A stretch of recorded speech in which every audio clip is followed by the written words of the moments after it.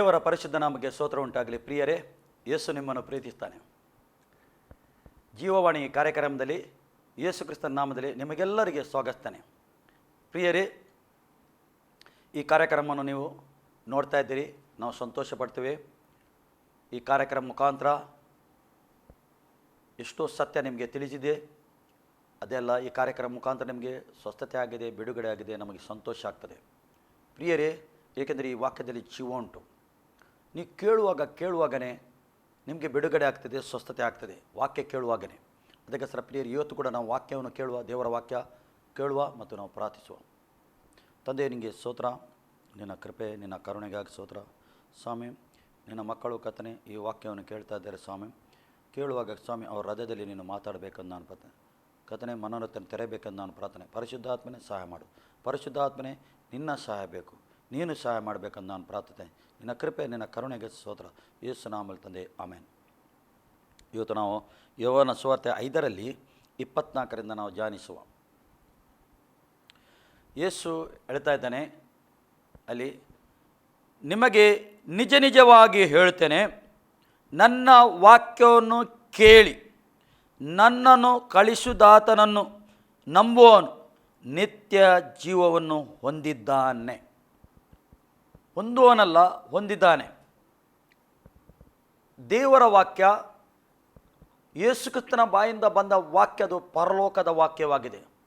ಸರ್ವಶಕ್ತ ದೇವರ ವಾಕ್ಯ ಆಗಿದೆ, ಸೃಷ್ಟಿಕರ್ತನ ವಾಕ್ಯವಾಗಿದೆ. ಪ್ರಿಯರೇ, ಈ ಲೋಕವು ವಾಕ್ಯದಿಂದ ಸೃಷ್ಟಿ ಮಾಡಿದ್ದು, ವಾಕ್ಯ ಮಾತಿನಿಂದ. ನೀವು ಏನು ನೋಡ್ತೀರಿ ಈ ಲೋಕದಲ್ಲಿ, ಮಾತಿನಿಂದ ಸೃಷ್ಟಿಯಾದದು. ನೀವು ಇವತ್ತು ಬೆಳಕು ನೋಡ್ತಾ ಇದ್ದೀರಿ, ಕತ್ತಲೆ ನೋಡ್ತಾ ಇದ್ದೀರಿ, ಎಲ್ಲ ವಾಕ್ಯದಿಂದ ಆದದ್ದು.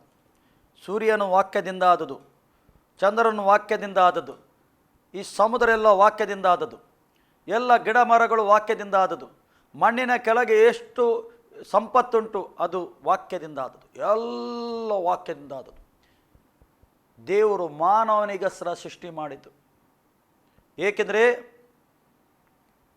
ದೇವರು ಮಾನವನ ಆರಾಧನೆ ಬಯಸ್ತಾನೆ. ದೇವರಿಗೆ ಏನು ಬೇಕು? ತನ್ನ ಸ್ವರೂಪವಾಗಿ ಸೃಷ್ಟಿಸಿದ ದೇವರ ಮಕ್ಕಳ ಆರಾಧನೆ ಬಯಸ್ತಾನೆ. ಸತ್ಯದಿಂದಲೂ ಆತ್ಮದಿಂದಲೂ ಆರಾಧನೆ ಮಾಡಬೇಕೆಂದು ದೇವರು ಬಯಸ್ತಾನೆ. ಹೃದಯದಿಂದಲೂ, ಹೃದಯಪೂರ್ವಕ ಆರಾಧನೆ. ದೇವರಿಗೆ ಏನು, ಯಾವ ಆರಾಧನೆ ಬೇಕು? ಹೃದಯದಿಂದ ಮಾಡಿದ ಆರಾಧನೆ ಬೇಕು. ಅದಕ್ಕೆ ಸರಿ ಇಲ್ಲಿ ದೇವರ ವಾಕ್ಯ ಹೇಳ್ತಾ ಉಂಟು, ನಿಜ ನಿಜವಾಗಿ ನಾನು ಹೇಳ್ತೇನೆ. ನೋಡಿ, ಎರಡೆರಡು ಸರಿ, ನಿಜ ನಿಜವಾಗಿ ನಾನು ಹೇಳ್ತೇನೆ. ನನ್ನ ವಾಕ್ಯವನ್ನು ಕೇಳಿ ನನ್ನನ್ನು ಕಳಿಸಿದಾತನನ್ನು ನಂಬುವವನು ನಿತ್ಯ ಜೀವವನ್ನು ಹೊಂದಿದ್ದಾನೆ. ಅವನು ನಿತ್ಯ ಜೀವ, ಎಂದಿಗೂ ಸಾಯುವುದಿಲ್ಲ. ಪ್ರಿಯರೇ, ನಮ್ಮ ಆತ್ಮವು ಎಂದಿಗೂ ಸಾಯುವುದಿಲ್ಲ. ಪ್ರಿಯರೇ, ನೀವು ಎಣಿಸ್ಬೋದು, ಸತ್ತವನು ಹೋದ, ಇನ್ನು ಯಾರು ನೋಡಿದ್ದಾರೆ? ಹಾಗೆ ಅಲ್ಲ, ನೀವು ಸತ್ಯವೇದವನ್ನು ಓದಿರಿ. ಹಾಗೆ ದೇವರು ಮಾನವನಿಗೆ ಸೃಷ್ಟಿ ಮಾಡಲಿಲ್ಲ. ಅಷ್ಟು ಬುದ್ಧಿಹೀನಲ್ಲ ದೇವರು, ಬುದ್ಧಿವಂತನಾಗಿದ್ದಾನೆ, ಜ್ಞಾನನಾಗಿದ್ದಾನೆ, ಸರ್ವಜ್ಞಾನನಾಗಿದ್ದಾನೆ ಆತನು. ಮಾನವನಿಗೆ ಸೃಷ್ಟಿ ಮಾಡುವಾಗ ಸಾಯಲಿಕ್ಕೆ ಸೃಷ್ಟಿ ಮಾಡಲಿಲ್ಲ ಪ್ರಿಯರೇ. ಆತನು ನಿತ್ಯ ನಿತ್ಯ ನಿತ್ಯ ನಿತ್ಯ ಬದುಕಬೇಕು. ದೇವರು ಎಲ್ಲಿದ್ದಾನೆ ಅಲ್ಲಿ ಅವನು ಇರಬೇಕು. ನಿತ್ಯ ಇದ್ದು ದೇವರಿಗೆ ನಿರಂತರವನ್ನು ಆರಾಧನೆ ಮಾಡಬೇಕೆಂದು ದೇವರು ಮಾನವನಿಗೆ ಸೃಷ್ಟಿ ಮಾಡಿದ್ದು. ಪ್ರಿಯರೇ, ದೇವರ ವಾಕ್ಯ ಹೇಳ್ತದೆ, ಈ ಆತ್ಮಕ್ಕೆ ಶರೀರ ಬರ್ತದೆ. ಈ ಶರೀರ ಅಲ್ಲ, ಈ ಶರೀರ ಮಾನವನು ಬಿಡಲೇಬೇಕು. ಈ ಲೋಕದಲ್ಲಿ ಮಣ್ಣಿನಿಂದ ಮಾಡಿದ ಶರೀರ ಮಣ್ಣಿಗೆ ಹೋಗಲೇಬೇಕು. ಆದರೆ ನ್ಯಾಯ ತೀರ್ಪಿನ ದಿವಸ ಮಾನವನಿಗೆ, ಈ ಆತ್ಮಕ್ಕೆ ಶರೀರ ಬರ್ತದೆ. ಶರೀರದಲ್ಲಿ ಇದ್ದೇ ದೇವರು ನ್ಯಾಯ ತೀರ್ಪು ಮಾಡ್ತಾನೆ.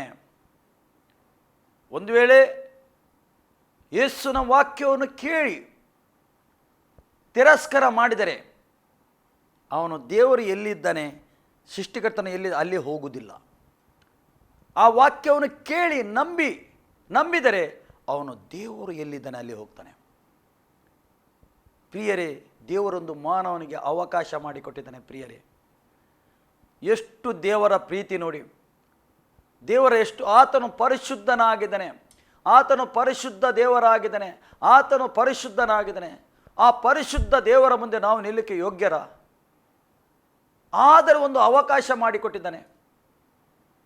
ತನ್ನ ಮಗನ ಮುಖಾಂತರ ಆತನೇ ಮಾನವನಾಗಿ ಬಂದಿದ್ದಾನೆ.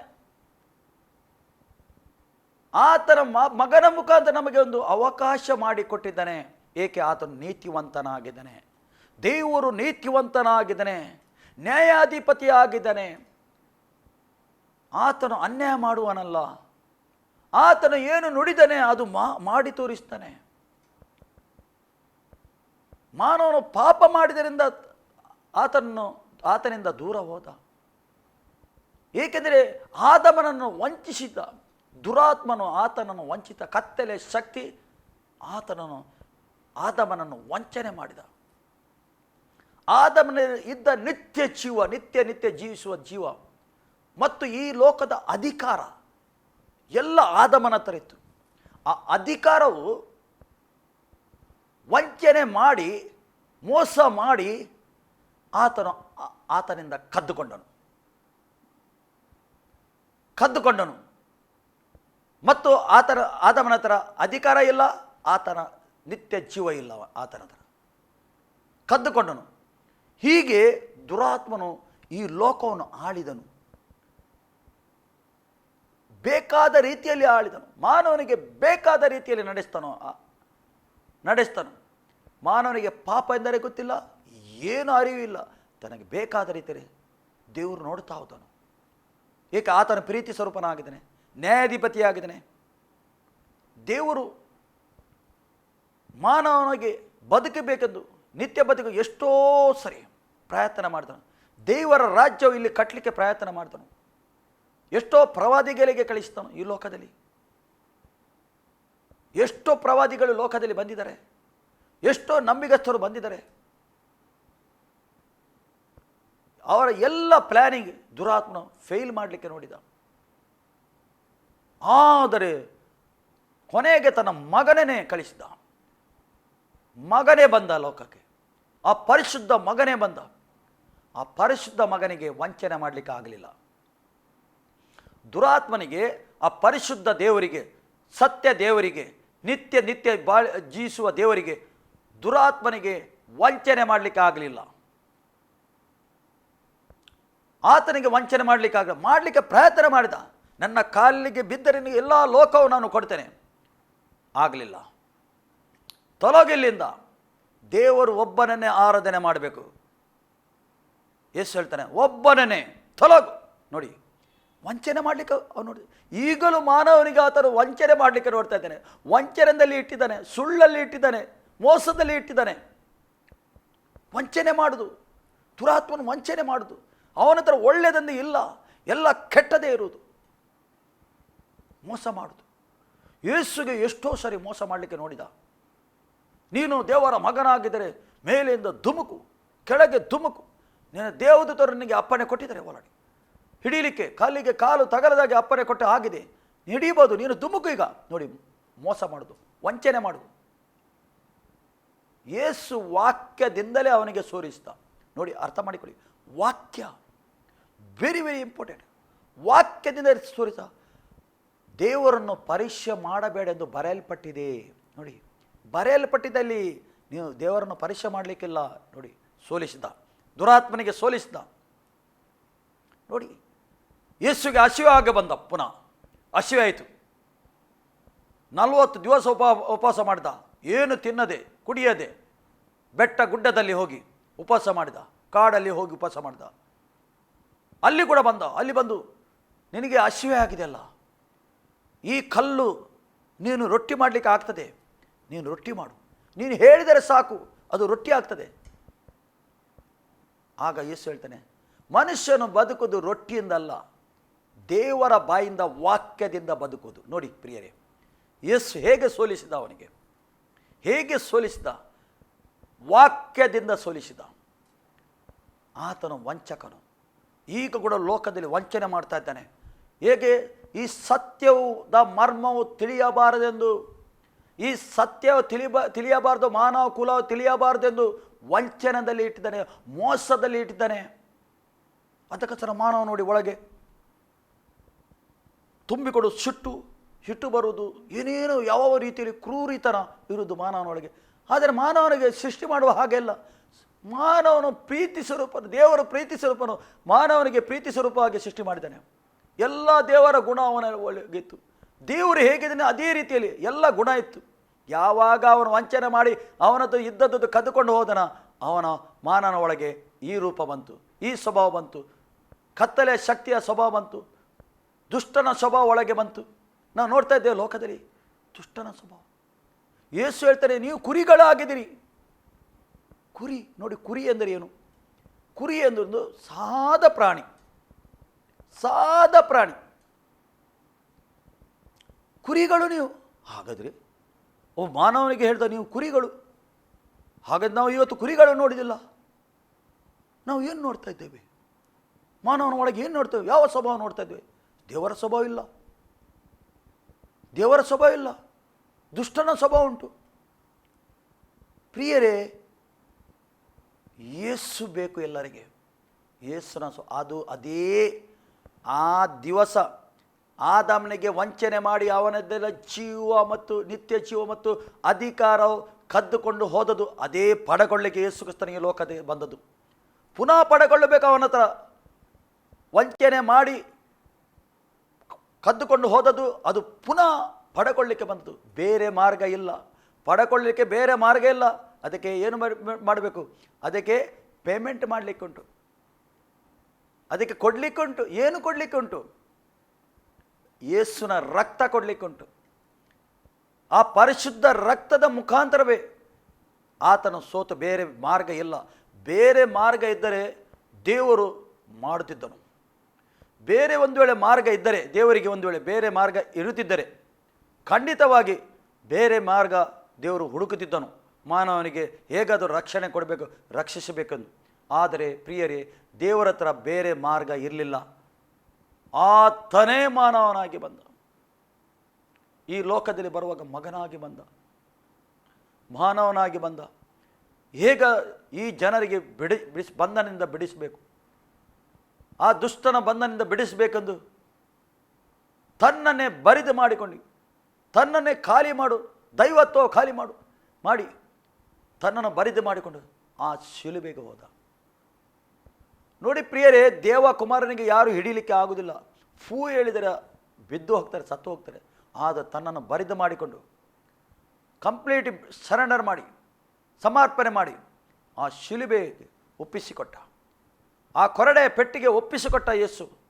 ಏಕೆಂದರೆ ಮಾನವನಿಗೆ ರಕ್ಷಣೆ ಆಗಬೇಕು. ರಕ್ತವನ್ನು ಸುರಿಸಲ್ಪಟ್ಟದು, ರಕ್ತದಲ್ಲಿ ಪಾಪ ಪರಿಹಾರ ಆಗ್ತದೆ. ಯೇಸುವಿನ ರಕ್ತದಲ್ಲಿ, ಆ ರಕ್ತದಲ್ಲಿ ಶಕ್ತಿ ಉಂಟು, ಆ ರಕ್ತದಲ್ಲಿ ಬಲ ಉಂಟು. ಆ ದುಷ್ಟನು ರಕ್ತಕ್ಕೆ ಮಾತ್ರ ಹೆದರುವುದು, ಯೇಸುವಿನ ರಕ್ತಕ್ಕೆ ಮಾತ್ರ ಹೆದರುವುದು ದುಷ್ಟನು. ಅದಕ್ಕೋಸ್ಕರ ಯೇಸು ಕ್ರಿಸ್ತನು ಶಿಲುಬೆಗೆ ಹೋದ, ಸಹಿಸಿಕೊಂಡ. ಒಂದು ಕುರಿಯಾಗೆ ಬಾಯಿ ತೆರೆಯಲಿಲ್ಲ. ನೀನು ದೇವಕುಮಾರನಾದರೆ ಕೆಳಗೆ ಬಾಯಿ ತೆರೆಯಲಿಲ್ಲ. ನಿನ್ನ ಶಕ್ತಿಯನ್ನು ತೋರಿಸು, ಬಾಯಿ ತೆರೆಯಲೇ ಇಲ್ಲ. ಏಕೆಂದರೆ ದೇವರ ಪ್ರೀತಿ ಮಾನವನಿಗೆ ಬಿಡುಗಡೆ ಮಾಡಬೇಕು ಅವನ ಕೈಯಿಂದ, ದುಷ್ಟನ ಕೈಯಿಂದ. ಆ ಶಿಲುಬೆಯಲ್ಲಿ ನೇತಾಡಿ ಕಷ್ಟವನ್ನು ಅನುಭವ ಮಾಡಿ, ಶಿಲುಬೆಯಲ್ಲಿ ತನ್ನ ಎಲ್ಲ ರಕ್ತವನ್ನು ಸುರಿಸಿ ಮಾನವನಿಗೋಸ್ಕರ ಅಲ್ಲಿ ಪ್ರಾಣವನ್ನು ಒಪ್ಪಿಸಿಕೊಟ್ಟ, ಪ್ರಾಣ ಒಪ್ಪಿಸಿದ. ನಿನಗೋಸ್ಕರ, ನಮಗೋಸ್ಕರ ಯೇಸು ಸತ್ತಿದ್ದಾನೆ. ಪ್ರಿಯರೇ, ಇವತ್ತು ನಾವು ಮಾನಸಂತರಾಗಬೇಕು. ಪಶ್ಚಾತ್ತಾಪ ಹೃದಯ ನಮಗೆ ಬೇಕು ಪ್ರಿಯರೇ. ಯೇಸು ನಮಗೋಸ್ಕರ ಏನು ಮಾಡಿದ್ದಾನೆ? ಸತ್ತ ಕೂಡಲೇ ದೇವರ ವಾಕ್ಯ ಹೇಳ್ತಾ ಯೇಸು ಡೈರೆಕ್ಟ್ ಪಾತಾಳಕ್ಕೆ ಹೋದ, ನರಕಕ್ಕೆ. ಏಕೆ? ಅಧಿಕಾರ ಎಲ್ಲಿ ಉಂಟು? ಆದಾಮನಿಂದ ಕದ್ದುಕೊಂಡ ಅಧಿಕಾರ ಎಲ್ಲಿ ಉಂಟು? ಆ ದುರಾತ್ಮನ ಹತ್ರ ಉಂಟು. ಆತನ ಆ ಎಲ್ಲ ಅವನ ಅಧಿಕಾರವನ್ನು ಪುನಃ ಪಡಕೊಂಡ ಯೇಸುಗೆ ಹಿಡೀಲಿಕ್ಕೆ ಆಗಲಿಲ್ಲ. ಆತನು ಪರಿಶುದ್ಧನಾಗಿದ್ದಾನೆ. ಯೇಸುಗೆ ಹಿಡೀಲಿಕ್ಕೆ ಆಗಲಿಲ್ಲ. ಆತನ ಅಧಿಕಾರವನ್ನು ಪಡಕೊಂಡ. ಏನು ಕದ್ದುಕೊಂಡು ಹೋದ ಅಧಿಕಾರ ಅದು ಪುನಃ ಪಡಕೊಂಡ. ಪಡಕೊಂಡು ಬಂದ. ಈಗ ಯಾರಿಗೆ ಕೊಟ್ಟಿದ್ದಾನೆ? ಮಾನವನ ಕೈಯಲ್ಲಿ ಕೊಟ್ಟಿದ್ದಾನೆ. ಅದಕ್ಕೆ ಸಹ ಹೋಗಿರಿ, ಹೊರಟು ಹೋಗಿರಿ, ಭೂಮಿಯಲ್ಲಿಯೂ ಆಕಾಶದಲ್ಲಿಯೂ ಪರಲೋಕದಲ್ಲಿಯೂ, ಈ ಲೋಕದ ಮತ್ತು ಪರಲೋಕದ ಎಲ್ಲ ಅಧಿಕಾರ ನನ್ನಲ್ಲಿ ಉಂಟು. ಈಗ ಮೊದಲು ಹೇಳಿಲ್ಲ ಯೇಸು, ಈ ಲೋಕದಲ್ಲಿ ಇರುವಾಗ ಯೇಸು ಹೇಳಿಲ್ಲ ಅಧಿಕಾರ ನನ್ನ ಹತ್ರ ಉಂಟದ್ದು. ಏಕೆ ಗೊತ್ತಿತ್ತು? ಅಧಿಕಾರ ದುರಾತ್ಮನ ಹತ್ರ ಉಂಟು, ಸೈತಾನ ಹತ್ರ ಉಂಟು, ನನ್ನ ಹತ್ರ ಉಂಟು. ಹೋಗಿರಿ, ಹೊರಟು ಹೋಗಿರಿ, ಶುಭ ಸಂದೇಶ ಸಾರಿ, ನಾನು ಎಲ್ಲ ತೀರಿಸ್ತೇನೆ, ಪೇಮೆಂಟ್ ಮಾಡಿ ಆಗಿದೆ. ಅವನು ಏನು ಕದ್ದುಕೊಂಡು ಹೋಗಿದ್ದ, ಜೀವವನ್ನು ಕದ್ದುಕೊಂಡು ಹೋದ ಮಾನವನ, ಅದು ಪುನಃ ನಾನು ಪಡ್ಕೊಂಡಿದ್ದೇನೆ, ಪುನಃ ಪಡ್ಕೊಂಡಿದ್ದೇನೆ. ಅದಕ್ಕೆ ಏನು ಕೊಡಲಿಕ್ಕೆ ಅದನ್ನು ಕೊಟ್ಟಿದ್ದೇನೆ, ನನ್ನ ರಕ್ತವನ್ನು ಕೊಟ್ಟಿದ್ದೇನೆ. ಈಗ ಹೊರಟು ಹೋಗಿರಿ, ಈ ಶುಭ ಸಂದೇಶ ಸಾರಿ. ಏಕೆಂದರೆ ಯೇಸು ಸತ್ತನು, ಯೇಸು ಪುನರುತ್ಥಾನ ಆಗಿದ್ದಾನೆ, ಯೇಸು ಪುನಃ ಬರ್ತಾನೆ. ಈ ಶುಭ ಸಂದೇಶ ಸಾರಿರಿ. ಯಾರು ಸ್ವೀಕಾರ ಮಾಡ್ತಾರೆ ಅವರಿಗೆ ದೀಕ್ಷಾಸ್ನಾನ ಕೊಡಿರಿ, ನನ್ನ ನಾಮದಲ್ಲಿ ನನ್ನ ಮಕ್ಕಳನ್ನು ಮಾಡಿರಿ. ಯೇಸು ಕ್ರಿಸ್ತನ ಯಾರ್ಯಾರು ಸ್ವೀಕಾರ ಮಾಡ್ತಾರೆ ದೇವರ ಮಕ್ಕಳಾಗ್ತಾರೆ. ಅವರು ಪುನಃ ದೇವರ ಮಕ್ಕಳಾಗುವ ಒಂದು ಅಧಿಕಾರನು ದೇವರು ಅವಕಾಶವನ್ನು ಮಾನವನಿಗೆ ಕೊಟ್ಟಿದ್ದ. ಸ್ಟಾರ್ಟಿಗೆ ಮಗನಾಗೇ ಇದ್ದ ಆದಾಮನು, ಒಬ್ಬನಿಂದ ಎಲ್ಲ ಇಷ್ಟು ಜನಾಂಗ ಆಯಿತು, ಪಾಪದಲ್ಲಿ ಹುಟ್ಟಿದ್ದು. ಆದರೆ ಪುನಃ ದೇವರು ಒಂದು ಅವಕಾಶವನ್ನು ಕೊಟ್ಟು ಮಾನವನಿಗೆ ಪುನಃ ಪಡೆಕೊಳ್ಳೋ ದೇವರ ಮಕ್ಕಳಾಗುವ ಒಂದು ಅವಕಾಶ ಕೊಟ್ಟ. ಅವಕಾಶ ಯೇಸುನ ಮುಖಾಂತರ ಅದು ಅವಕಾಶ. ಅದಕ್ಕೆ ಸರ್ ಇಲ್ಲಿ ದೇವರ ವಾಕ್ಯ ಹೇಳ್ತದೆ, ನಿಜ ನಿಜವಾಗಿ ಹೇಳ್ತೇನೆ, ನನ್ನ ವಾಕ್ಯವನ್ನು ಕೇಳಿ ನನ್ನನ್ನು ಕಳಿಸಿದಾತನು ನಂಬುವನು ನಿತ್ಯ ಜೀವನು ಹೊಂದಿದ್ದಾನೆ, ಅವನು ತೀರ್ಪಿಗೆ ಗುರಿಯಾಗುವುದಿಲ್ಲ. ಅವನ ತೀರ್ಪಿಗೆ ಗುರಿಯಾಗುವುದಿಲ್ಲ, ಅವನ ಮೇಲೆ ತೀರ್ಪು ಆಗುವುದಿಲ್ಲ. ಯೇಸುಗೆ ಸ್ವಂತ ರಕ್ಷಕನೊಂದು ಯಾರು ಸ್ವೀಕಾರ ಮಾಡಿದರೆ ಅವರ ಪಾಪ ಪರಿಹಾರ ಆಯಿತು, ಅವರಿಗೆ ತೀರ್ಪಿಲ್ಲ, ಅವರಿಗೆ ತೀರ್ಪಾಗುದಿಲ್ಲ. ಬಾಕಿ ಎಲ್ಲರಿಗೆ ತೀರ್ಪುಂಟು, ಅವರಿಗೆ ದೇವರ ವಾಕ್ಯ ಹೇಳ್ತದೆ ಉಂಟು. ಅವನಿಗೆ ತೀರ್ಪಿಲ್ಲ. ತೀರ್ಪಿನಿಂದ ಅವನು ಪಾರಾದ, ನ್ಯಾಯ ತೀರ್ಪಿಂದ ಅವನು ಪಾರಾದ. ಅವನಿಗೆ ನ್ಯಾಯ ತೀರ್ಪು ಆಗುವುದಿಲ್ಲ, ಏಕೆಂದರೆ ಅವನು ದೇವರ ಮಗನಾದ, ಅವನು ಪರಲೋಕಕ್ಕೆ ಹೋಗುವವನು. ಪುನಃ ಅಲ್ಲಿ ದೇವರ ವಾಕ್ಯ ಹೇಳ್ತದೆ, ತೀರ್ಪಿಗೆ ಗುರಿ ಆಗಿಲ್ಲ, ಮರಣದಿಂದ ಪಾರಾಗಿ ಜೀವಕ್ಕೆ ಸೇರಿದ್ದಾನೆ. ಮರಣದಿಂದ ಪಾರಾಗಿ ಜೀವಕ್ಕೆ ಸೇರಿ ಆಯಿತು. ಅದಕ್ಕೆ ಯೇಸು ಹೇಳ್ತಾರೆ, ನಾನೇ ಜೀವವಾಗಿದ್ದೇನೆ. ನೋಡಿ, ನಾನೇ ಮಾರ್ಗವಾಗಿದ್ದೇನೆ, ನಾನೇ ಸತ್ಯವಾಗಿದ್ದೇನೆ, ನಾನೇ ಬಾಗಿಲಾಗಿದ್ದೇನೆ ಪರಲೋಕದ. ನೋಡಿ, ಅವನ ಮರಣದಿಂದ ಪಾರಾಗಿ ಅವನ ಜೀವಕ್ಕೆ ಸೇರಿ ಆಯಿತು, ನಿತ್ಯ ಜೀವಕ್ಕೆ ಸೇರಿ ಆಯಿತು. ಸತ್ತ ನಂತರ ಅಲ್ಲ ಪ್ರಿಯರೇ, ಜೀವಿತ ನಾವು ಈಗ ಶರೀರದಲ್ಲಿ ಇರುವಾಗನೇ ಇದು ಆಗಬೇಕು. ಈ ಕಾರ್ಯ ಶರೀರದಲ್ಲಿ ಇರುವಾಗ ಆಗಬೇಕು. ಶರೀರ ಬಿಟ್ಟ ನಂತರ ಏನು ಆಗುವುದಿಲ್ಲ. ಶರೀರ ಬಿಟ್ಟ ನಂತರ ನಾವು ಏನು ಮಾಡಿದರೂ, ಎಷ್ಟು ಪ್ರಾರ್ಥಿಸಿ ಏನು ಮಾಡಲಿಕ್ಕೆ ಆಗೋದಿಲ್ಲ. ಶರೀರ ಇರುವಾಗ ಇದು ಆಗಬೇಕು. ಅದಕ್ಕೋಸ್ಕರ ಶುಭ ಸಂದೇಶ, ಅದಕ್ಕೋಸ್ಕರ ಯೇಸುನ ಶುಭ ಸಂದೇಶ ಸಾರುವುದು. ಇಲ್ಲಿ ದೇವರ ವಾಕ್ಯ ಹೇಳ್ತದೆ, ಅವನ ಮರಣದಿಂದ ಪಾರಾಗಿ ಜೀವಕ್ಕೆ ಸೇರಿ. ನಿಮಗೆ ನಿಜ ನಿಜವಾಗಿ ಹೇಳುತ್ತೇನೆ, ಪುನಃ ಹೇಳ್ತೇನೆ, ನಿಮಗೆ ನಿಜ ನಿಜವಾಗಿ ನಾನು ಹೇಳ್ತಾ ಇದ್ದೇನೆ, ಸತ್ತವರು ದೇವಕುಮಾರನ ಧ್ವನಿಯನ್ನು ಕೇಳುವ ಕಾಲ ಬರುತ್ತದೆ. ಸತ್ತವರು ದೇವಕುಮಾರನ ಧ್ವನಿ ಕೇಳುವ ಕಾಲ ಬರುತ್ತದೆ. ಪ್ರಿಯರೇ, ಅರ್ಥ ಮಾಡಿಕೊಳ್ಳಿ, ಪೌಲನು ಏನು ಬರೀತಾ ಇದ್ದಾನೆ ಅಲ್ಲಿ, ಕೊರಿಂಥಿಯರ ಪತ್ರಿಕೆಯಲ್ಲಿ ಏನು 15ರಲ್ಲಿ ಏನು ಬರೀತಾ ಇದ್ದಾನೆ, ಥೆಸಲೋನಿಕದಲ್ಲಿ ಮೊದಲನೇ ಥೆಸಲೋನಿಕದಲ್ಲಿ ಏನು ಬರೀತಾ ಇದ್ದಾನೆ? ಧ್ವನಿ ಕೇಳುವ ಸಮಯ ಬರ್ತದೆ, ದೇವಕುಮಾರನ ಧ್ವನಿ ಕೇಳುವ ಸಮಯ ಬರ್ತದೆ. ಆ ಸಮಯದಲ್ಲಿ ನಾವು ಇದ್ದೇವೆ. ಸತ್ತವರು, ಈ ಶರೀರ ಬಿಟ್ಟವರು ಆ ಧ್ವನಿ ಕೇಳ್ತಾರೆ, ಧ್ವನಿ ಕೇಳುವ ಸಮಯ ಬಂದಿದೆ. ಸತ್ತವರು ಪುನರುತ್ಥಾನ ಆಗ್ತಾರೆ. ಯಾರ್ಯಾರು ಯೇಸು ಕ್ರಿಸ್ತನಿಗೆ ಸ್ವೀಕಾರ ಮಾಡಿ ಸತ್ತಿದ್ದಾರೆ ಅವರು ಪುನರುತ್ಥಾನ ಆಗ್ತಾರೆ. ಅವರಿಗೆ ಆ ಧ್ವನಿ ಕೇಳ್ತದೆ. ಯಾರಿಗೆ ಧ್ವನಿ ಕೇಳ್ತದೆ? ಕ್ರಿಸ್ತನೀಗ ಬರುವಾಗ, ಪುನಃ ಕ್ರಿಸ್ತನು ಬರುವಾಗ ಆ ಧ್ವನಿ ಯಾರಿಗೆ ಕೇಳ್ತದೆ? ಸತ್ತವರಿಗೆ. ಅರ್ಥ ಮಾಡಿಕೊಳ್ಳಿ, ಸತ್ತವರಿಗೆ ಯಾರಿಗೆ ಆ ಧ್ವನಿ ಕೇಳ್ತದೆ ಅವರು ಪುನರುತ್ಥಾನ ಆಗ್ತಾರೆ. ಮತ್ತು ಈ ಲೋಕದಲ್ಲಿ ಯಾರ್ಯಾರು ಇದ್ದಾರೆ ಕ್ರಿಸ್ತನಿಗೆ ಸ್ವೀಕಾರ ಮಾಡಿದವರು, ಕ್ರಿಸ್ತನ ಮಾರ್ಗದಲ್ಲಿ ನಡೆಯುವರು, ಅವರಿಗೆ ಆ ಧ್ವನಿ ಕೇಳ್ತದೆ. ಅರ್ಥ ಮಾಡಿಕೊಳ್ಳಿ. ಇವತ್ತು ಏನು ಬೇಕು ಪ್ರಿಯರೇ? ಆ ಧ್ವನಿ ಕೇಳಬೇಕು. ಒಂದು ವೇಳೆ ಅವನು ಸತ್ತರೂ ತೊಂದರೆ ಇಲ್ಲ, ಸತ್ತರೆ ಕ್ರಿಸ್ತನಲ್ಲಿ ಇದ್ದು ಸತ್ತರೆ ಆ ಧ್ವನಿ ಅವನು ಕೇಳ್ತಾನೆ, ಅವನು ಹೇಳ್ತಾನೆ.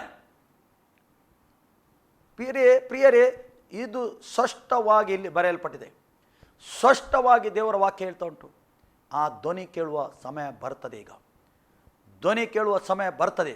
ಅಲ್ಲಿ ದೇವರ ವಾಕ್ಯದ ದೈವಕುಮಾರನ ಧ್ವನಿಯನ್ನು ಕೇಳುವ ಕಾಲ ಬರುತ್ತದೆ, ಈಗಲೇ ಬಂದಿದೆ, ಕೇಳಿದವರು ಬದುಕುವರು. ಆ ಯಾರವರು ಕೇಳ್ತಾರೆ ಅದು ಬದುಕುವರು. ನಿತ್ಯ ನಿತ್ಯ ನಿತ್ಯ ನಿತ್ಯ ನಿತ್ಯ ಅವರು ಬದುಕುವರು. ನಿತ್ಯ ನಿತ್ಯ ನಿತ್ಯ ಅವರು ಜೀವಿಸುವರು. ಅವರು ಬದುಕ್ತಾರೆ, ಎಂದಿಗೂ ಸಾಯುವುದಿಲ್ಲ. ಸತ್ತವರು, ಯೇಸು ಕ್ರಿಸ್ತನನ್ನು ನಂಬಿ ಸತ್ತವರು ಅವರು ಬದುಕುತ್ತಾರೆ, ನಿತ್ಯ ಜೀವಿಸ್ತಾರೆ. ದೇವರ ವಾಕ್ಯ ಸ್ಪಷ್ಟ ಹೇಳ್ತಾ ಉಂಟು ಪ್ರಿಯರೇ, ಸ್ಪಷ್ಟ ಹೇಳ್ತಾ ಉಂಟು ದೇವರ ವಾಕ್ಯ. ನನ್ನ ವಾಕ್ಯ ಅಲ್ಲದು, ದೇವರ ವಾಕ್ಯ. ದೇವರ ವಾಕ್ಯ ಹೇಳ್ತಾ ಉಂಟು. ದೇವರು ನೋಡಿ, ಒಂದು ಮಾನವನಿಗೆ ಅವಕಾಶ ಮಾಡಿ ಇಟ್ಟಿದ್ದಾನೆ ನೋಡಿ. ಹೀಗೆ ಮಾನವನಿಗೆ ಸೃಷ್ಟಿ ಮಾಡಲಿಲ್ಲ. ಖಾಲಿ ಬಂದದು ತಿನ್ನುವುದು, ಕುಡಿಯುವುದು, ಸಾಯುವುದು, ಮಣ್ಣಿಗೆ ಹೋಗುವುದು, ಅದಕ್ಕೆ ಸರಿ ಸೃಷ್ಟಿ ಮಾಡಲಿಲ್ಲ ದೇವರು. ಅದಕ್ಕೆ ಸರಿಯೆಲ್ಲ ಪ್ರಾಣಿಗಳು, ಪಕ್ಷಿಗಳು ಎಲ್ಲ. ಈ ಪ್ರಾಣಿ ಪಕ್ಷಿಗಳು ಅವರು ನಿತ್ಯ ಅಲ್ಲ, ನಿತ್ಯ ಜೀವ ಇಲ್ಲ ಅವರಿಗೆ. ಅವರು ಈ ಲೋಕದಲ್ಲಿ ಇರುವಾಗ ಮಾತ್ರ ಅವರಿಗೆ ಖಾಲಿ ಪ್ರಾಣ ಮಾತುಂಟು, ಬೇರೆ ಏನಿಲ್ಲ. ಆದರೆ ನಮಗೆ ಸ್ಪೆಷಲ್ ಆಗಿ ಸೃಷ್ಟಿ ಮಾಡ್ತಾನೆ ದೇವರು, ದೇವದೂತರಿಗಲ್ಲ, ನಮಗೆ. ನಾವು ದೇವರ ಹಾಗೆ ಸೃಷ್ಟಿ ಮಾಡಲ್ಪಟ್ಟಿದ್ದೇವೆ. ಮಾನವನಿಗೆ ಅದೇ ರೀತಿ ದೇವರು ಹೇಗಿದೆ ಅದೇ, ದೇವದೂತರಿಗಲ್ಲ, ದೇವದೂತರಿಗೆ ಹೇಳಿಲ್ಲ, ನಮಗೆ ಹೇಳಿತ್ತು. ಇವತ್ತು ದೇವದೂತರಿಗೆ ಈ ಶುಭ ಸಂದೇಶ ಬೇಕು. ಈ ಗುಟ್ಟು ದೇವದೂತರಿಗೆ ಕೂಡ ಗೊತ್ತಿಲ್ಲ. ರೈಟ್ ನಾವು ದೇವದೂತರಿಗೆ ಗೊತ್ತಿಲ್ಲ ಏನು. ದೇವದೂತರು ಕೂಡ ಈ ಧ್ವನಿ ಕೇಳ್ತಾ ಇದ್ದಾರೆ ಈ ಲೋಕದಲ್ಲಿ ಬಂದು. ದೇವದೂತರಿಗೆ ಶುಭ ಸಂದೇಶ ಬೇಕು. ದೇವರು ಏನು ಆಜ್ಞಾಪನೆ ಮಾಡ್ತಾನೆ ದೂತರಿಗೆ ಅದೇ ಮಾಡಿದವರು. ಅವರಿಗೆ ಸೀಕ್ರೆಟ್ ಗೊತ್ತಿಲ್ಲ, ಅವ್ರಿಗೆ ಗುಟ್ಟು ಗೊತ್ತಿಲ್ಲ. ಗುಟ್ಟು ಗೊತ್ತಾಗಬೇಕಿದ್ರೆ ಈ ಧ್ವನಿ ಅವರು ಕೇಳಬೇಕು. ಧ್ವನಿ ಕೇಳುಗ ಅವ್ರಿಗೆ ಕೂಡ ಸೀಕ್ರೆಟ್ ಗೊತ್ತಾಗ್ತದೆ. ಅದಕ್ಕೆ ಮಾನವ ಸ್ಪೆಷಲ್ ಆಗಿ ಮಾನವನಿಗೆ ದೇವರು ಸೃಷ್ಟಿ ಮಾಡ್ತಾನೆ. ಅದಕ್ಕೆ ಈ ಸೃಷ್ಟಿಯಲ್ಲಿ ಈ ಭೂಲೋಕದಲ್ಲಿ ಇಟ್ಟಿದ್ದಾನೆ, ಎಲ್ಲ ಕೊಟ್ಟಿದ್ದಾನೆ ಮಾನವನಿಗೆ. ಜೀವಿಸಲಿಕ್ಕೆ ಏನು ಬೇಕು, ಅವನು ಬಡವನಾಗಲಿ, ಅವನು ಐಶ್ವರ್ಯವಂತನಾಗಲಿ, ಎಲ್ಲ ಕೊಟ್ಟಿದ್ದಾನೆ. ಎಲ್ಲರೂ ಊಟ ಮಾಡ್ತಾರೆ, ಎಲ್ಲರೂ ಜೀವಿಸ್ತಾ ಇದ್ದಾರೆ. ಈ ರೀತಿಯಾಗಿ ದೇವರು ಮಾನವನಿಗೆ ಸೃಷ್ಟಿ ಮಾಡಿದ್ದಾನೆ. ಸುಮ್ಮನೆ ಸೃಷ್ಟಿ ಮಾಡಿ ಹಾಗೆ ಬಿಟ್ಟು ಬಿಡಲಿಲ್ಲ. ಅದಕ್ಕೆ ಯೇಸು ಕೊನೆಯ ತನಕ ನಾನು ನಿಮ್ಮೊಟ್ಟಿಗೆ ಇದ್ದೇನೆ, ಹೆದರಬೇಡಿರಿ, ಧೈರ್ಯಗೊಳ್ಳಿರಿ ಅಂತ ಹೇಳ್ತಾರೆ. ನೀವು ಧೈರ್ಯಗೊಳ್ಳಿರಿ. ಪುನಃ ಅಲ್ಲಿ ದೇವರ ವಾಕ್ಯ ಹೇಳ್ತಾ ಉಂಟು, ಈಗಲೇ ಬಂದಿದೆ ಕೇಳಿದ. ತಂದೆಯು ತಾನು ಹೇಗೆ ಸ್ವಂತ ಜೀವವುಳ್ಳನಾಗಿದ್ದನೋ ಹಾಗೆ ಮಗನು ಸ್ವಂತ ಜೀವವುಳ್ಳವನ ಆಗುವಂತೆ ಮಾಡಿದನು. ನೋಡಿ, ತಂದೆ ಸ್ವಂತ ಜೀವ ಉಳ್ಳವನು. ಯಾರು ಜೀವ ಕೊಡಲಿಲ್ಲ, ಯಾರು ಕ್ರಿಯೇಟ್ ಮಾಡಲಿಲ್ಲ ತಂದೆಗೆ, ಆತನೇ ಕ್ರಿಯೇಟರ್ ಆಗಿದ್ದಾನೆ, ಆತನೇ ಸೃಷ್ಟಿಕರ್ತನಾಗಿದ್ದಾನೆ, ಆತನೇ ಸ್ವಂತ ಜೀವ ಉಳ್ಳವನಾಗಿದ್ದಾನೆ. ಮಗನಿಗೆ ಸ್ವಂತ ಜೀವ ಉಳ್ಳ ಹಾಗೆ ಮಾಡಿದ್ದಾನೆ. ನೋಡಿ, ದೇವರ ವಾಕ್ಯ ಸ್ಪಷ್ಟ ಹೇಳ್ತಾ ಸತ್ಯವೇದ ತೆಗೆದು ನೀವು ಓದಿರಿ, ಆಗ ನಿಮಗೆ ಗೊತ್ತಾಗ್ತದೆ. ಅಲ್ಲಿ ದೇವರ ವಾಕ್ಯ ಹೇಳ್ತದೆ ಸ್ಪಷ್ಟವಾಗಿ, ಸ್ವಂತ ಜೀವ ಉಳ್ಳವನಾಗಿದ್ದನು ಹಾಗೆ ತಂದೆಯು ಸ್ವಂತ ಜೀವವುಳ್ಳವನಾಗಿದೆ, ಹಾಗೆ ಮಗನು ಸ್ವಂತ ಜೀವವುಳ್ಳವನಾಗಿರುವಂತೆ ಮಾಡಿದನು. ಮತ್ತು ಮಗನು ಮನುಷ್ಯ ಕುಮಾರನಾಗಿರುವುದರಿಂದ ತೀರ್ಪು ಮಾಡುವ ಅಧಿಕಾರವನ್ನು ಅವನಿಗೆ ಕೊಟ್ಟನು. ಮಗನು ಮನುಷ್ಯ ಕುಮಾರನಾಗಿ ಬಂದಿದ್ದಾನೆ. ಅದಕ್ಕೋಸ್ಕರ ದೇವರು ತೀರ್ಪು ಮಾಡುವ ಎಲ್ಲ ಅಧಿಕಾರವು ಮಗನಿಗೆ ಕೊಟ್ಟಿದ್ದಾನೆ. ಅರ್ಥ ಮಾಡಿಕೊಳ್ಳಿ, ಎಲ್ಲ ತೀರ್ಪು ಮಾಡುವ ಅಧಿಕಾರವು ಮಗನಿಗೆ ಕೊಟ್ಟಿದ್ದಾನೆ, ಮಗನಿಗೆ ಕೊಡಲ್ಪಟ್ಟಿದೆ. ಮಗನು ಏನು ಹೇಳ್ತಾನೆ ಅದು ರೈಟ್. ಯೇಸು ಕ್ರಿಸ್ತನು ಏನು ಹೇಳ್ತಾನೆ ಅದು ರೈಟ್. ಅದಕ್ಕೋಸ್ಕರ ಯೇಸು ಒಂದು ಮಾತು ಹೇಳಿದ, ಯಾರು ನನ್ನವನೆಂದು ಹೇಳಲಿಕ್ಕೆ ನಾಚಿಕೆ ಪಡ್ತಾನೋ, ಈಗ ನೀನು ಯಾರೇ ಆಗಿದ್ದಿ, ನಾನು ಒಂದು ವೇಳೆ ಅವನು ಕ್ರಿಶ್ಚಿಯನ್ ಆಗಲಿ, ಅವನು ಕ್ರಿಸ್ತನಿಗೆ ಸ್ವೀಕಾರ ಮಾಡಿ ಅವನು ಹೇಳಲಿಕ್ಕೆ ನಾಚಿಕೆ ಪಟ್ಟರೆ, ಒಂದು ದಿವಸ ಪರಲೋಕದಲ್ಲಿ, ಒಂದು ದಿವಸ ನ್ಯಾಯ ತೀರ್ಪಿನ ದಿವಸಲೇ ಅವನು ನನಗೆ ಯಾರು ಗೊತ್ತಿಲ್ಲ ಹೇಳ್ತಾನೆ ಯೇಸು. ಒಂದು ವೇಳೆ ಧೈರ್ಯದಿಂದ ನಾನು ಯೇಸುನ ಹಿಂಬಾಲಿಸುವನು, ಯೇಸುಗೆ ಸ್ವಂತ ರಕ್ಷಕನು ನಾನು ಸ್ವೀಕಾರ ಮಾಡ್ತೇನೆ, ನ್ಯಾಯ ತೀರ್ಪಿನ ದಿವಸ ಹೇಳ್ತಾರೆ ಇವನು ನನ್ನವನು ಹೇಳ್ತಾನೆ ಯೇಸು, ಇವನು ನನ್ನವನು. ಅರ್ಥ ಮಾಡಿಕೊಳ್ಳಿ, ಇದು ಈ ವಾಕ್ಯ ಅರ್ಥ ಮಾಡಿಕೊಳ್ಳಿ, ಇವನ ವಿಶ್ವಾಸಿಗಳು ಅರ್ಥ ಮಾಡಿಕೊಳ್ಳಿ. ನಾಚಿಕೆ ಪಡಲಿಕ್ಕಿಲ್ಲ, ನಾಚಿಕೆ ಮಾಡಲಿಕ್ಕಿಲ್ಲ. ನಮ್ಮ ಸ್ವಂತ ರಕ್ಷಕನಾಗಿದ್ದಾನೆ ಆತನು, ನಮ್ಮ ಸ್ವಂತ ರಕ್ಷಕನಾಗಿದ್ದಾನೆ, ನಾಚಿಕೆ ಪಡಲಿಕ್ಕಿಲ್ಲ. ದೇವರ ವಾಕ್ಯ ಸ್ಪಷ್ಟ ಹೇಳ್ತಾರೆ, ಮಗನಿಗೆ ಕೊಟ್ಟಿದೆ, ತೀರ್ಪು ಮಾಡುವ ಅಧಿಕಾರ ಮಗನಿಗೆ ಕೊಡಲ್ಪಟ್ಟಿದೆ. ಅದಕ್ಕೆ ಐಶ್ವರ್ಯ ಪಡಬೇಡಿರಿ. ನೀವು ಐಶ್ವರ್ಯ ಪಡೆದ ಅಗತ್ಯ ಇಲ್ಲ, ಏಕೆಂದರೆ ಮಗನಿಗೆ ಕೊಡಲ್ಪಟ್ಟಿದೆ, ಮಗನ ಕೈಯಲ್ಲಿ ಉಂಟು. ನಮಗೆ ರಕ್ಷಣೆ ಮಗನ ಕೈಯಲ್ಲಿ, ನ್ಯಾಯ ತೀರ್ಪು ಮಗನ ಕೈಯಲ್ಲಿ. ಯೇಸುನ ಕೈಯಲ್ಲಿ ಉಂಟಲ್ಲ, ಈ ಧ್ವನಿ ಕೇಳ್ತಾ ಉಂಟು, ಯೇಸುನ ಕೈಯಲ್ಲಿ ಉಂಟು. ನೀವು ಸತ್ಯವೇದ ಓದಿರಿ. ಸಮಾಧಿಗಳಲ್ಲಿರುವವರು ಆತನ ಧ್ವನಿಯನ್ನು ಕೇಳಿ ಎದ್ದು ಹೊರಗೆ ಬರುವ ಕಾಲ ಬರುತ್ತದೆ. ಅರ್ಥ ಮಾಡಿ, ಸಮಾಧಿಯಲ್ಲಿ ಈಗ ಇರುವವರು ಯಾರು ನಿದ್ದೆ ಹೊಂದಿದ್ದಾರೆ, ಯಾರು ಯೇಸು ಕ್ರಿಸ್ತನ ಅಲ್ಲಿ ಇದ್ದು ಯೇಸುಗೆ ಸ್ವಂತ ರಕ್ಷವನ್ನು ಕರೊಂದು ಸ್ವೀಕಾರ ಮಾಡಿ ಸಮಾಧಿಯಾಗಿದ್ದಾರೆ, ಈಗ ಸಮಾಧಿಯಲ್ಲಿ ಇದ್ದಾರೆ, ಅವರು ಆ ಧ್ವನಿಯನ್ನು ಕೇಳಿ, ಯೇಸುನ ಧ್ವನಿಯನ್ನು ಕೇಳಿ ಹೇಳುವವರು. ಯೇಸುನ ಧ್ವನಿಯನ್ನು ಕೇಳು. ನೋಡಿ, ಯೇಸು ಶಿಲುಬೆಯಲ್ಲಿ ಸಾಯುವಾಗ ಏನಾಗಿದೆ, ಪ್ರಾಣ ಬಿಡುವಾಗ ಏನಾಗಿದೆ, ಅಲ್ಲಿ ಏನಾಗಿದೆ? ಯೇಸುನ ಮೊದಲು ಬಂದ ಎಲ್ಲ ಭಕ್ತರು, ಪ್ರವಾದಿಗಳು, ಭಕ್ತರು, ಅವರು ಹೂಣಿಟ್ಟ ಎಲ್ಲ ಗೋರಿ ಓಪನ್ ಆಗಿದೆ. ಅವರು ಎದ್ದುಕೊಂಡು ಬಂದಿದ್ದಾರೆ. ದೇವರ ವಾಕ್ಯ ಹೇಳ್ತದೆ. ಯೇಸು ಪುನರುತ್ಥಾನ ಆದ ನಂತರ ಎದ್ದುಕೊಂಡು ಹೊರಗೆ ಬಂದಿದ್ದಾರೆ ಅವರು. ಅರ್ಥ ಮಾಡಿಕೊಳ್ಳಿ. ಯೇಸುವಿನ ಮೇಲೆ ವಿಶ್ವಾಸ ಇಟ್ಟು ಯೇಸು ಕ್ರಿಸ್ತನು ಬರುವ ಮೊದಲು ಯಾರು ಸತ್ತಿದ್ದಾರೆ ಅವರು ಬಂದಿದ್ದಾರೆ. ಈಗ ಯೇಸುವಿನ ನಂತರ ಯಾರು ಸತ್ತಿದ್ದಾರೆ ಅವರು ಕೂಡ ಯೇಸುವಿನ ಸ್ವರವನ್ನು ಕೇಳಿ ಹೊರಗೆ ಬರುವ ಸಮಯ ಬರ್ತದೆ ಪ್ರಿಯರೇ. ಅದಕ್ಕೋಸ್ಕರ ನಾವು ಎಚ್ಚರಿಕೆ ಇರಬೇಕು. ಯೇಸು ಬೇಕು, ನಿಮಗೆ ಬೇಕು, ನನಗೆ ಬೇಕು, ಇಡೀ ಜಗತ್ತಿನ ಮಾನವ ಕುಲಕ್ಕೆ ಯೇಸು ಬೇಕು. ನ್ಯಾಯ ತೀರ್ಪು ಯೇಸುವಿನ ಕೈಯಲ್ಲಿ ಉಂಟು. ನಮಗೆ ಒಳ್ಳೆ ಅವಕಾಶ ಉಂಟು. ಈ ಲೋಕದಲ್ಲಿ ಒಳ್ಳೆ ಅವಕಾಶ ದೇವರು ಕೊಟ್ಟಿದ್ದಾನೆ ಪ್ರಿಯರೇ. ಈ ಅವಕಾಶ ನಾವು ಕಳೆಕೊಳ್ಳದೆ ಆ ಅವಕಾಶ ನಾವು ಪಡೆಕೊಳ್ಳಿಕ್ಕೆ ದೇವರು ನಮಗೆ ಇದಕ್ಕೋಸ್ಕರ ನಮಗೆ ಜೀವಂತ ಇಟ್ಟಿದ್ದಾನೆ, ನಿಮಗೆ ಜೀವಂತ ಇಟ್ಟಿದ್ದಾನೆ. ಏಕೆಂದರೆ ನಾವು ರಕ್ಷಣೆ ಹೊಂದಬೇಕು, ಶರೀರದಲ್ಲಿ ಇರುವಾಗ ರಕ್ಷಣೆ ಹೊಂದಬೇಕು ದೇವರು ಬಯಸ್ತಾನೆ. ಈ ವಾಕ್ಯದಿಂದ ದೇವರು ನಮಗೆ ಆಶೀರ್ವಾದ ಮಾಡಿ. ಆಮೇನ್. ಪ್ರಾರ್ಥಿಸುವ. ಪ್ರೀತಿ ಸ್ವರೂಪನ ತಂದೆಯ ದೇವರು, ನಿನಗೆ ಸ್ತೋತ್ರ. ನಿನ್ನ ಕೃಪೆ, ನಿನ್ನ ಕರುಣೆ, ನಿನ್ನ ದಯೆಗಾಗಿ ಸ್ತೋತ್ರ. ನಿನ್ನ ಮಕ್ಕಳು ನಿನ್ನ ವಾಕ್ಯವನ್ನು ಕೇಳಿದ್ದಾರೆ ಸ್ವಾಮಿ. ನಿನ್ನ ವಾಕ್ಯ ಕಥನೆ ಇದು. ನಿನ್ನ ವಾಕ್ಯ ಕೇಳಿದ್ದಾರೆ ಸ್ವಾಮಿ. ಅವರ ಮನೋನತೆಯನ್ನು ತೆರೆದಕ್ಕೆ ಸ್ತೋತ್ರ. ಈ ಶಬ್ದ ಅವರು ಕೇಳಿದ್ದಕ್ಕೆ ಸ್ತೋತ್ರ ಕಥನೆ. ನಿನ್ನನ್ನು ಸ್ವಂತ ರಕ್ಷಕನೆಂದು ಅವರು ಸ್ವೀಕಾರ ಮಾಡಿದ್ದಕ್ಕೆ ಸ್ತೋತ್ರ ಸ್ವಾಮಿ. ಇವರಿಗೆ ಪರಿಶುದ್ಧಾತ್ಮನ ಸಹಾಯ, ಸತ್ಯದ ಮಾರ್ಗದಲ್ಲಿ ನಡೆಯಲಿಕ್ಕೆ ಇವರಿಗೆ ಸಹಾಯ ಮಾಡಬೇಕೆಂದು ನಾನು ಪ್ರಾರ್ಥನೆ ಸ್ವಾಮಿ. ನೀನು ಇವರಿಗೆ ಸಹಾಯ ಮಾಡು, ಪರಿಶುದ್ಧಾತ್ಮನ ಸಹಾಯ ಮಾಡು. ನಿನ್ನ ಬಲ ಶಕ್ತಿಯಿಂದ ತುಂಬಿಸು. ಎಲ್ಲ ಅಂಧಕಾರ ಶಕ್ತಿಯಿಂದ ಇವರಿಗೆ ಬಿಡುಗಡೆ ಆಗಲಿ ಸ್ವಾಮಿ. ಸತ್ಯದ ಪರಿಜನೆ, ಸತ್ಯ ಮಾರ್ಗದಲ್ಲಿ ನಡೆಯಬೇಕೆಂದು ನಾನು ಪ್ರಾರ್ಥನೆ. ತಂದೆ ನಿನಗೆ ಸ್ತೋತ್ರ, ಅಪ್ಪ ನಿನಗೆ ಸ್ತೋತ್ರ. ತಂದೆ ನೀನು ಒಳ್ಳೆಯವನು. ಇವರಿಗೆ ನಾವು ಆಶೀರ್ವಾದ ಮಾಡ್ತೇನೆ ಕರ್ತನೆ. ಈ ಲೋಕದಲ್ಲಿ ಇರುವಾಗ ಸುಖ ಸಂತೋಷದಲ್ಲಿ ಸಹಾಯ ಮಾಡು ಕರ್ತನೆ. ನಿನ್ನ ಕಡೆಗೆ ತಿರುಗಿ ನಡಲಿಕ್ಕೆ ಸಹಾಯ ಮಾಡು. ಎಲ್ಲ ವಿಷಯದಲ್ಲಿ ಆಶೀರ್ವಾದ ಮಾಡಿ. ಇವರ ಕುಟುಂಬ ಜೀವಿತಕ್ಕೆ ಆಶೀರ್ವಾದ ಮಾಡ್ತಾರೆ. ಇವರ ಕೆಲಸ ಕಾರ್ಯ, ತೋಟದ ಕೆಲಸ, ಕೂಲಿ ಕೆಲಸ ಏನು ಮಾಡ್ತಾರೆ ಸ್ವಾಮಿ, ಅದಕ್ಕೆ ನಾನು ಯೇಸು ನಾಮದಲ್ಲಿ ಆಶೀರ್ವಾದ ಮಾಡ್ತೇನೆ. ಇವರು ಆಶೀರ್ವಾದ ಹೊಂದಲಿ ಕರ್ತನೆ, ಸಮಾಧಾನ ಹೊಂದಲಿ ಯೇಸು ನಾಮದಲ್ಲಿ ಸ್ವಾಮಿ. ನಮ್ಮ ಪ್ರಾರ್ಥನೆ ಕೇಳಿದ್ದಕ್ಕೆ ಸ್ತೋತ್ರ. ಎಲ್ಲ ಘನ ಮಾನ ಮಹಿಮೆ ನಿನಗೆ ಸಲ್ಲಿಸ್ತಾ ಯೇಸು ಕ್ರಿಸ್ತನ ನಾಮದಲ್ಲಿ ಪ್ರಾರ್ಥಿಸುವಂಥದ್ದೇ. ಆಮೇಲೆ ಈ ಕಾರ್ಯಕ್ರಮ ನೋಡೋದಕ್ಕೆ ದೇವರು ಒಳ್ಳೇದು ಮಾಡಲಿ. ನಿಮಗೆ ಹೆಚ್ಚಿನ ಸಂಪರ್ಕ ಬೇಕಾದರೆ, ನಿಮಗೆ ಪ್ರಾರ್ಥನೆ ಬೇಕಾದರೆ ಸ್ಕ್ರೀನಲ್ಲಿ ನಂಬರ್ ಮತ್ತು ಹೆಸರು ಬರ್ತದೆ. ನೀವು ನಮಗೆ ಕರೆ ಮಾಡ್ಬೋದು. ನಾವು ಪ್ರಾರ್ಥನೆ ಮಾಡಲಿಕ್ಕೆ ಸಿದ್ಧರೇ. ನೀವು ತಿಳಿಯಪಡಿಸಿ ನಮಗೆ. ಮತ್ತು ಭಾನುವಾರದ ಆರಾಧನೆ ಬೇಕಾದರೆ ನೀವು ನಮಗೆ ಕರೆ ಮಾಡಿ ನಾವು ತಿಳಿಸ್ತೇವೆ. ಆಮೇಲೆ